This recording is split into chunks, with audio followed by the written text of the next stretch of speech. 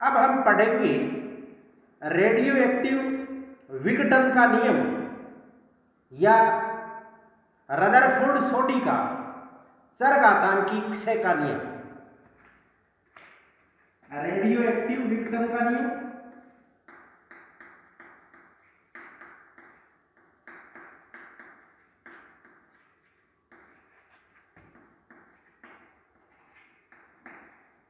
विघटन का नियम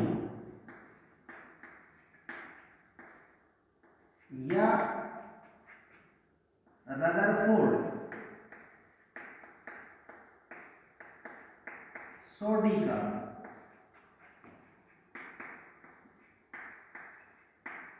चरघातांकी क्षय का नियम।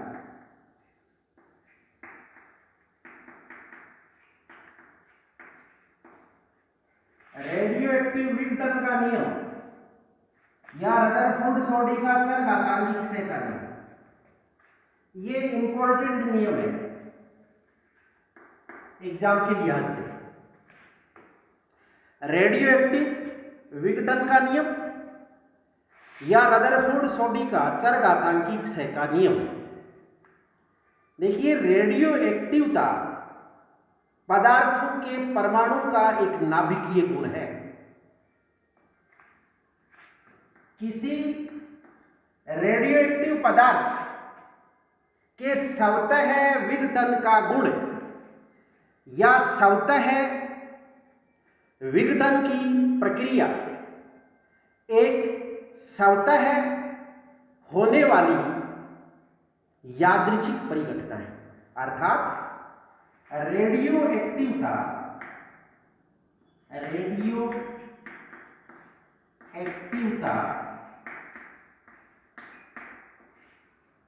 या स्वतः विघटन की परिघटना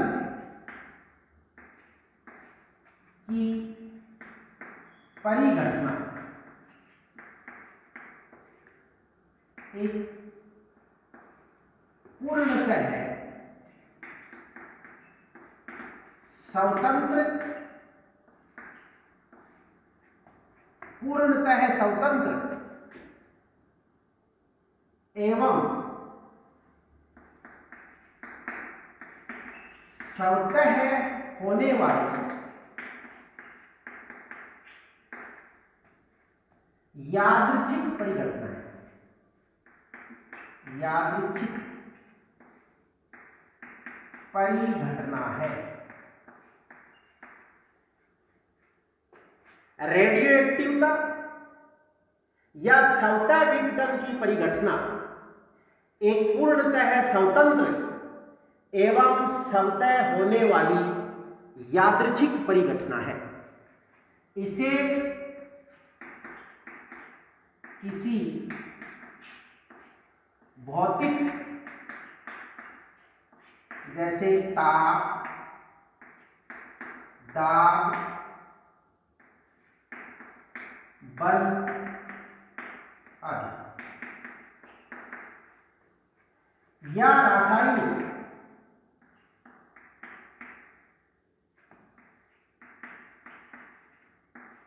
परिवर्तन द्वारा परिवर्तित या नियंत्रित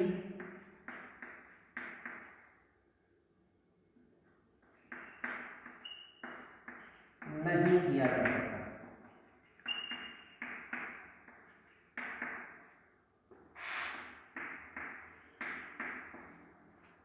एक निश्चित समय अंतराल में विघटित होने वाले परमाणु या नाभिकों की संख्या तो निश्चित होती है, परंतु कब कौन सा नाभिक विघटित होगा ये नहीं कहा जा सकता। पुनः देखिए, रेडियो एक्टिवता या स्वतः विघटन की परिघटना एक पूर्णतः स्वतंत्र या स्वतः होने वाली यादृच्छिक परिघटना है। इसे किसी भी भौतिक जैसे ताप, दाब, बल आदि या किसी रासायनिक परिवर्तन द्वारा परिवर्तित या नियंत्रित नहीं किया जा सकता। अर्थात किसी भी रेडियोएक्टिव पदार्थ के प्रतिदर्श में एक निश्चित समय अंतराल में विघटित होने वाले परमाणु या नाभिकों की संख्या तो निश्चित होती है, परंतु कब कौन सा नाभिक विघटित होगा ये नहीं कहा जा सकता। नंबर 2, किसी रेडियोएक्टिव पदार्थ के विघटन की दर, किसी रेडियोएक्टिव पदार्थ की विघटन की दर उस समय सक्रिय या अविघटित नाभिकों की संख्या के समानुपाती होती है। यानी रदरफोर्ड सोडी या रेडियोएक्टिव विघटन का जो नियम है उसको अपन 2 भागों में बांटते हैं। नंबर 1, रेडियोएक्टिवता या स्वतः विघटन की प्रक्रिया एक पूर्णतया स्वतंत्र व स्वतः होने वाली यादृच्छिक परिघटना है। इसको किसी भी भौतिक या रासायनिक परिवर्तन द्वारा न तो परिवर्तित किया जा सकता न ही नियंत्रित किया जा सकता। किसी रेडियोएक्टिव पदार्थ के प्रतिदर्श में एक निश्चित समय अंतराल में विघटित होने वाले नाभिकों या परमाणुओं की संख्या तो निश्चित होती है, परंतु कब कौन सा परमाणु या नाभिक विघटित होगा यह नहीं कहा जा सकता।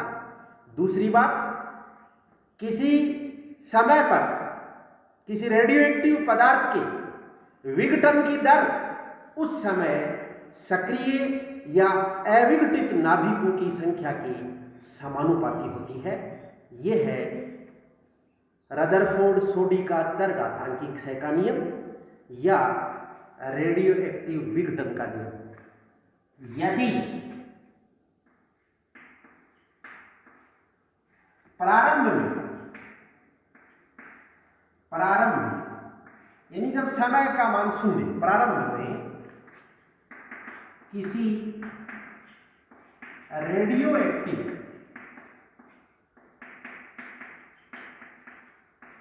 पदार्थ के सक्रिय परमाणु, सक्रिय अविघटित परमाणु या नाभिकों की संख्या NGO है तथा किसी समय T पर अविघटित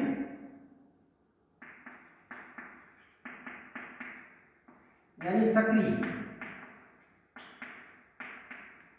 नाभिकों की संख्या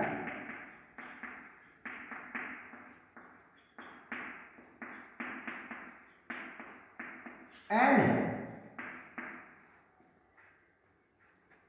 इसके पश्चात अति अल्प समय dt यानी एक क्षण मात्र समय dt में dn नाभिक विघटित हो जाए, dn नाभिक विघटित हो तो विघटन की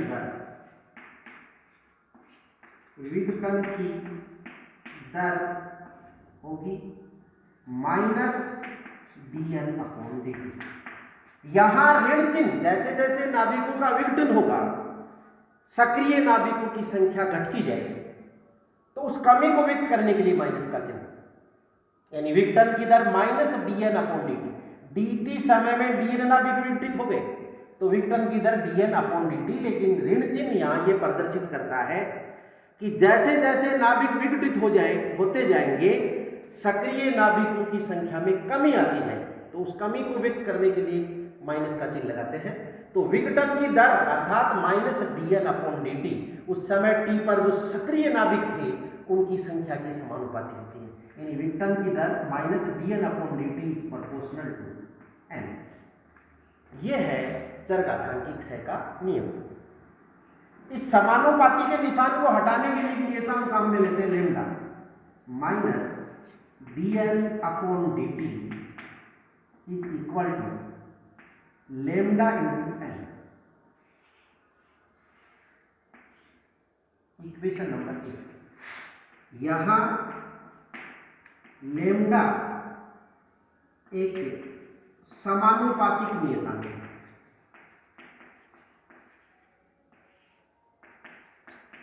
नियतांक है, इसे रेडियो एक्टिव पदार्थ का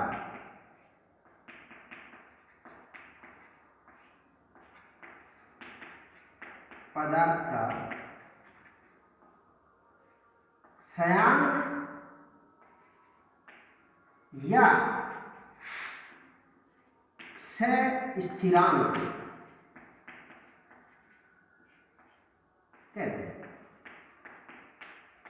यहां जो समानुपाती के निशान को हटाने के लिए नियतांक काम में लिया लेमडा, इसको उस रेडियोएक्टिव पदार्थ का क्षयांक या क्षय स्थिरांक कहते हैं।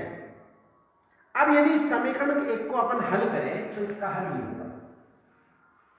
समीकरण 1 का हल,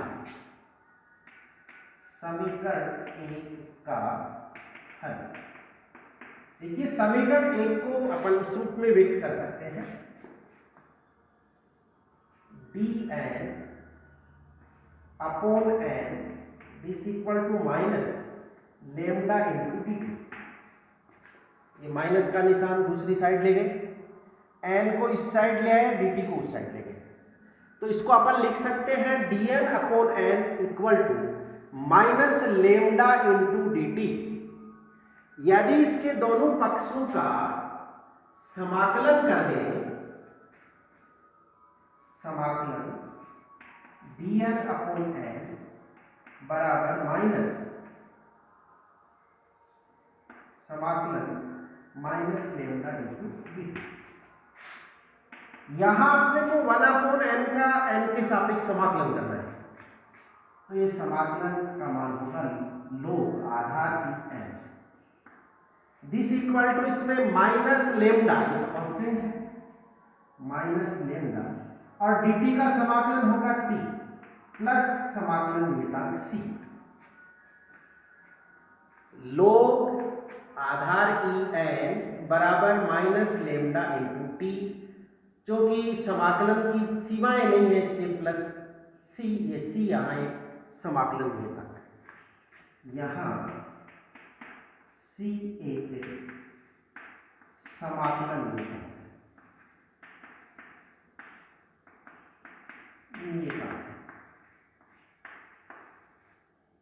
समीकरण नंबर 2 देखिए, समीकरण 1 माइनस यानी रेडियोएक्टिव पदार्थ के विघटन की दर उस समय सक्रिय या अविघटित नाभिकों की संख्या के समानुपाती होती है। समानुपाती के निशान को हटाने के लिए नियतांक काम में लिया अपने लेमडा, जिसको उस रेडियोएक्टिव पदार्थ का क्षयांक या क्षय स्थिरांक कहते हैं, अर्थात माइनस dn/dt बराबर लेमडा इंटू n। यदि इसको हल करें तो इस dt को बराबर के निशान की दूसरी साइड ले जाएं, माइनस के निशान को भी दूसरी साइड, n को इस साइड ले आए, तो इस समीकरण 1 को अपन इस रूप में लिख सकते हैं। अब इसके दोनों पक्षों का समाकलन कर दिया तो इसका समाकलन ये प्राप्त हुआ। अब इस c का मान अपन सीमा प्रतिबंधों से निकालेंगे। समाकलन नियतांक c का मान सीमा प्रतिबंधों से निकाल सकते हैं। यानी क्या प्रतिबंध है अपने पास कि जब समय t का मान जब 0 है, जब t इक्वल टू 0 प्रारंभ में पर n इक्वल टू n, सक्रिय नाभिकों की संख्या या अविघटित नाभिकों की संख्या n0 होती है। यानी t की जगह 0 रखेंगे तो n की जगह n0 रख सकते हैं, तो t की जगह 0 रख देंगे पर 0 हो जाएगा। उस समीकरण 2 से यानी सी का मान क्या प्राप्त होगा, लोग आधार टी की जगह 0 रख दे, एन की जगह n0 रख दे, तो सी का मान प्राप्त हो जाएगा log n0 आधार ई। ये मान समीकरण 2, सी का मान समीकरण 2 में रखने पर log n बराबर minus lambda into T plus C का मान रखेंगे अपन log n आधार। यदि इन दोनों log n0 को भी इधर ले आए, इस पद को भी, तो ये होगा log आधार माइनस log n0 आधार बराबर minus lambda into t. log n minus log n0, ये log की प्रॉपर्टी है, log n minus log n0 बराबर होता है log n बटा n0। log n upon n0 आधार, this equal to minus lambda into t. log को घात रूप में लिखना चाहे तो आधार e की घात माइनस लेमडा इंटू टी बराबर होता है n बटा n0। यानी इसको अपन log को घात रूप में लिखना चाहे तो लिखेंगे n अपॉन n0 बराबर e की power minus lambda into T. यदि n0 को भी अपन दूसरी साइड ले जाए तो इसको लिख सकते हैं n बराबर n0 e की power minus lambda into T. ये समीकरण 1 का हल है। यानी चर घातांकी क्षय के जो नियम है उसको अपन माइनस dn अपॉन dt बराबर लेमडा इंटू n या n बराबर n0 e की power minus lambda into T लिख सकते हैं। यहां n0 प्रारंभ में किसी रेडियो एक्टिव पदार्थ के प्रतिदर्श में प्रारंभ में सक्रिय या अविघटित नाभिकों की संख्या है।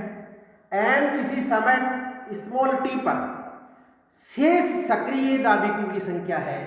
लेमडा उस रेडियो एक्टिव पदार्थ का क्षयांक है। तो ये है रदरफोर्ड सोडी का चर घातांकी क्षय का नियम या रेडियो एक्टिव विघटन का नियम। इसको अपन माइनस dn अपॉन dt बराबर लेमडा इंटू n या फिर n बराबर n0 e की power minus lambda into T लिख सकते हैं। अब अपन रेडियो एक्टिव पदार्थ के क्षयांक या क्षय स्थिरांक को परिभाषित करेंगे। रेडियो एक्टिव पदार्थ का क्षयांक या क्षय स्थिरांक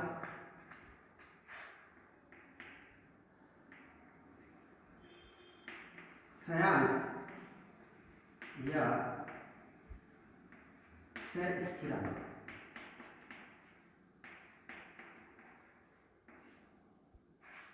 लेमडा रदरफोर्ड सोडी के चर घातांकी क्षय के नियम से अपन जानते हैं माइनस dn अपॉन dt किसी रेडियो एक्टिव पदार्थ के विघटन की दर equal to lambda into n। यहाँ लेमडा उस रेडियो एक्टिव पदार्थ का क्षयांक या क्षय स्थिरांक है और n किसी समय t पर उस रेडियो एक्टिव पदार्थ के अविघटित या सक्रिय नाभिकों या परमाणुओं की संख्या है। रदरफोर्ड सोडी के चर घातांकी क्षय के नियम से, और इसका हल है n बराबर n0 e की power minus lambda into T. यहाँ n0 उस रेडियो एक्टिव पदार्थ के प्रारंभ में सक्रिय नाभिकों की संख्या है, n किसी समय t पर शेष सक्रिय नाभिकों की संख्या है और लेमडा उस रेडियो एक्टिव पदार्थ का क्षयांक है। समीकरण 1 और इस समीकरण 2 से क्षयांक या क्षय स्थिरांक को परिभाषित किया जा सकता है। समीकरण 1 से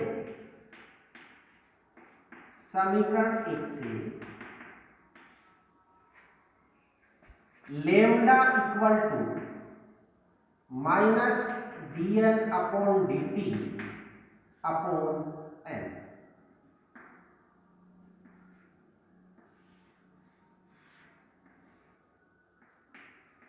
यहां से लेमडा का मान निकालें, n को इस साइड ले आए तो लेमडा बराबर माइनस dn अपॉन dt बटा n। Minus dn upon dt किसी रेडियोएक्टिव पदार्थ के विघटन की दर है, किसी समय t पर रेडियोएक्टिव पदार्थ के विघटन की दर, और n उस समय उस रेडियोएक्टिव पदार्थ के सक्रिय या अविघटित नाभिकों की संख्या है। अर्थात किसी क्षण या किसी समय t पर किसी रेडियोएक्टिव पदार्थ के विघटन की दर एवं उस समय उस रेडियोएक्टिव पदार्थ के सक्रिय या अविघटित नाभिकों या परमाणुओं की संख्या के अनुपात को उस रेडियोएक्टिव पदार्थ का क्षयांक या क्षय स्थिरांक कहते हैं। किसी समय t पर किसी रेडियोएक्टिव पदार्थ के विघटन की दर तथा उस समय सक्रिय या अविघटित परमाणु या नाभिकों की संख्या के अनुपात को उस रेडियोएक्टिव पदार्थ का क्षयांक या क्षय स्थिरांक कहते हैं। पहली परिभाषा। दूसरी परिभाषा समीकरण 2 से।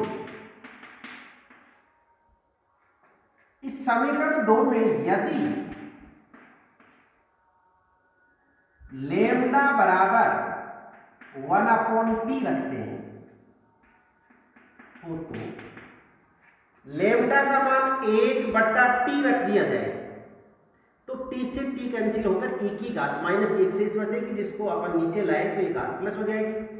तो n का मान प्राप्त होगा, n बराबर n0 अपॉन e। इस e का मान रख दिया जाए तो 0.37 इंटू n0 भी लिख सकते हैं इसको। अर्थात क्षयांक, किसी रेडियोएक्टिव पदार्थ का क्षयांक उस समय का व्युत्क्रम होता है जितने समय में उस रेडियोएक्टिव पदार्थ के शेष सक्रिय नाभिकों की संख्या प्रारंभिक नाभिकों की संख्या की 1/e गुनी हो जाती है या 0.37 गुना हो जाती है। उस समय के व्युत्क्रम को उस रेडियोएक्टिव पदार्थ का क्षयांक कहते हैं। यानी क्षयांक उस समय का व्युत्क्रम होता है जितने समय में किसी रेडियोएक्टिव पदार्थ के सक्रिय परमाणु की संख्या प्रारंभिक संख्या की 1/e गुनी शेष रहती है या 0.37 गुना शेष रहती है। उस समय के व्युत्क्रम को उस रेडियोएक्टिव पदार्थ का क्षयांक कहते हैं। तो ये है क्षयांक या क्षय स्थिरांक। क्षयांक का मात्रक, क्षयांक का मात्रक, क्षयांक उस समय का व्युत्क्रम जितने समय में किसी रेडियोएक्टिव पदार्थ के सक्रिय परमाणु की संख्या प्रारंभिक संख्या की 1/e गुनी शेष रहती है, यानी समय का व्युत्क्रम। तो इसका मात्रक होता है सेकंड इनवर्स या प्रति सेकंड, प्रति सेकंड या सेकंड इनवर्स। ये क्षयांक किसी रेडियोएक्टिव पदार्थ का क्षयांक उसका नाभिकीय गुण है। ये ताप, दाब या बल आदि भौतिक गुणों पर निर्भर नहीं करता है। एक क्षयांक है, रेडियोएक्टिव पदार्थ का क्षयांक या क्षय स्थिरांक, उसका एक नाभिकीय गुण है। ये उस पदार्थ की प्रकृति पर निर्भर करता है। भिन्न भिन्न प्रकृति के रेडियो एक्टिव पदार्थों का क्षयांक भिन्न भिन्न होता है। ये उसके ताप, दाब या बल आदि भौतिक परिवर्तनों पर निर्भर नहीं करता है। तो ये है क्षयांक। इसको यदि क्षयांक के बराबर समय बीत जाए तो शेष सक्रिय नाभिकों की संख्या उसकी प्रारंभिक संख्या यानी क्षयांक उस समय का व्युत्क्रम है जितने समय में किसी भी रेडियोएक्टिव पदार्थ के सक्रिय परमाणु की संख्या उसकी प्रारंभिक संख्या की 1/E गुनी या 0.37 गुना शेष रह जाती है। 0.37 गुना का मतलब यदि इसका प्रतिशत निकाले तो 37% शेष रह जाती है। इसका मतलब विघटित परमाणु की संख्या 63% विघटित हो जाते हैं और 37% शेष रहते हैं। तो अपन इसको इस रूप में भी परिभाषित कर सकते हैं कि क्षयांक उस समय का व्युत्क्रम होता है जितने समय में किसी भी रेडियोएक्टिव पदार्थ के सक्रिय परमाणुओं की संख्या 37% शेष रहती है, अर्थात 63% परमाणु विघटित हो जाते हैं। तो 63% परमाणु को विघटित होने में या विघटित होकर 37% शेष रहने में जितना समय लगता है उस समय का व्युत्क्रम उस रेडियोएक्टिव पदार्थ का क्षयांक कहलाता है। अब हम पढ़ेंगे किसी रेडियोएक्टिव पदार्थ की अर्ध आयु काल। क्या होती है अर्ध आयु काल?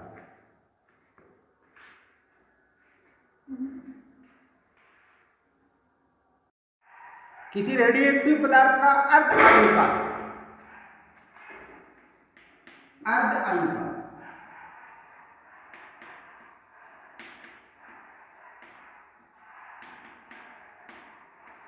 T-half। क्या है अर्ध आयु काल? किसी रेडियोएक्टिव पदार्थ के प्रतिदर्श में आधे नाभिकों को विघटित होने में लगा समय, यानी वह समय जिसमें किसी रेडियोएक्टिव पदार्थ का प्रतिदर्श आधा विघटित हो जाता है तथा आधा शेष बचता है, यानी आधे नाभिक विघटित हो जाते हैं एवं शेष सक्रिय नाभिकों की संख्या आदि शेष बचती है। उस समय को उस रेडियोएक्टिव पदार्थ का अर्ध आयु काल कहते हैं और इसको T-half से व्यक्त करते हैं। तो वह समय जिसमें किसी रेडियोएक्टिव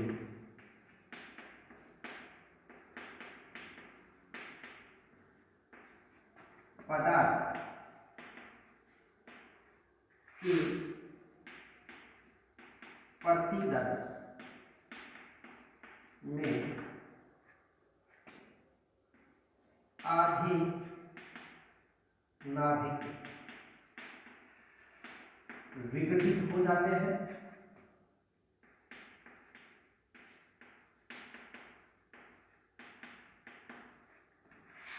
तथा आधे नाभिक शेष बचते हैं। उस समय को अर्ध आयु काल कहते हैं। चरघातांकी क्षय के नियम से n बराबर n0 e की पावर -λ/T होता है। यहाँ n0 किसी रेडियोएक्टिव पदार्थ के प्रारंभ में सक्रिय परमाणु की संख्या या नाभिकों की संख्या है तथा n किसी समय t पर शेष सक्रिय नाभिकों की संख्या है।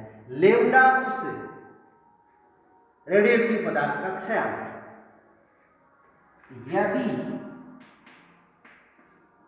समय t टी का मान अर्धायुकाल के बराबर, टी हाफ, समय स्मॉल टी का मान अर्धायुकाल के बराबर, तो शेष सक्रिय परमाणु की संख्या प्रारंभिक संख्या की आधी रहेगी, n बराबर होगा n0/2।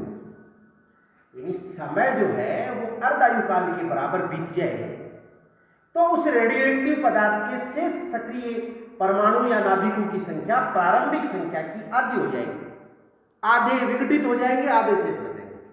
यदि ये दोनों मान इसमें रख दें, n का मान n0/2 is equal to n0 into e की पावर माइनस लेमडा और समय स्मॉल टी का मान अर्धायुकाल के बराबर, टी हाफ। n0/2 बराबर n0 इंटू e की power minus lambda into T half. दोनों बराबर के निशान के दोनों तरफ n0 कैंसिल, शेष बचता 1/2 बराबर e की घात minus lambda into T half. यदि इस घात को पॉजिटिव बनाए तो इसका युग्मक्रम उल्टा कर दें, इसको 2 इक्वल टू e की power lambda into T half, या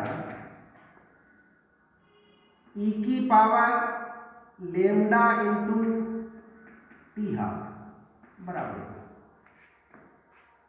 इस समीकरण के दोनों पक्षों का लॉग लेने पर, ई आधार पर यदि लॉग लें तो लॉग आधार ई की power lambda into T half बराबर लॉग आधार इंटू, समीकरण के दोनों पक्षों का लॉग लेने पर। इसको और आगे हल करें, लॉग ई की power lambda into T half, ये घात पीछे आ जाएगी, तो lambda into T half log E आधार बराबर